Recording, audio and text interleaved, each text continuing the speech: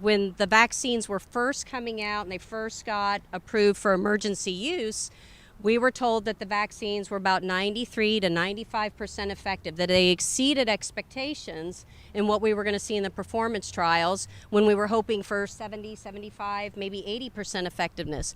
So we got 2 mRNA vaccines that were about 93, 95% effective. And I want to pause there and let that information sink in, because we knew right off the bat that the vaccines were not going to give us 100% protection. No vaccine ever really does give 100% protection. Correct. Viruses mutate. This is also even the inventor of the mRNA technology. I forgot. I can look his name up in a second. But the guy who created this technology, he even said that it's really difficult to get a foolproof vaccine for something like this because of how fast everything mutates. Right. So I think that stuff needs to be considered. But when you mean like 95% effective, what does that exactly mean, and for what time period?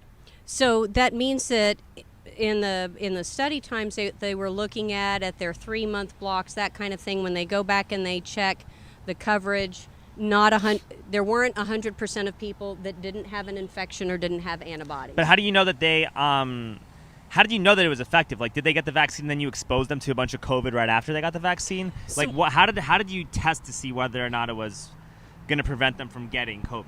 Right. So during the vaccine trials, those folks were in normal public circulation, doing whatever measures were in effect at the time. So it was you and me going about our daily stuff and seeing during that study window who got the virus. Right. Okay, but you also don't know if they were even exposed to anyone with the virus. So that seems like it's kind of a flawed metric, right?